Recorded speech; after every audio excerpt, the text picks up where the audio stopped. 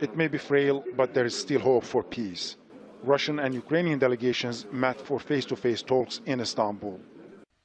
Talking with both parties before the meeting, the Turkish president stressed the need for an immediate ceasefire and better humanitarian conditions. It'll be in everyone's interest to agree on a ceasefire and achieve peace as soon as possible. We think you're at a point where the negotiations could yield concrete results. Right now, you, as members of the delegations, have a historical responsibility. Before the meeting, Ukrainian President Volodymyr Zelensky signaled his flexibility on the most sensitive issues, including the long-contested eastern Donbas region and Ukraine's neutral status. And with its pledge to significantly decrease military activity near Kyiv and in the northern city of Chernihiv, Moscow too is showing signs of a willingness to compromise.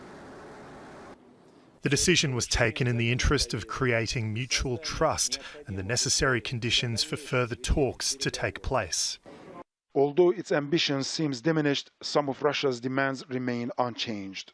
Russia wants legal guarantees and a neutrality agreement that Ukraine will never be allowed into NATO. And it also wants Ukraine to recognize the independence of the two Russian-occupied eastern regions in Donbas, as well as the Russian-controlled Crimea.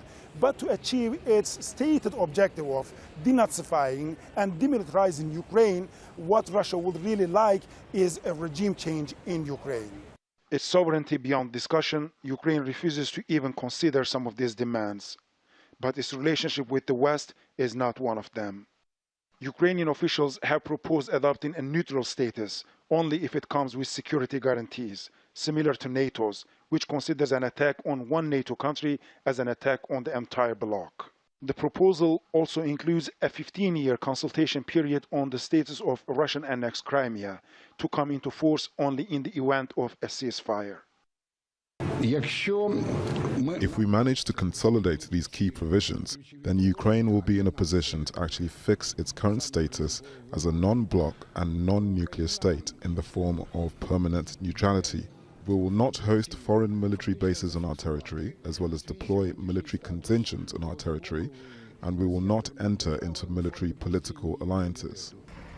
As the talks concluded in Istanbul, Ukraine's immediate goal remained the same: a ceasefire without delay, and its willingness to compromise for it.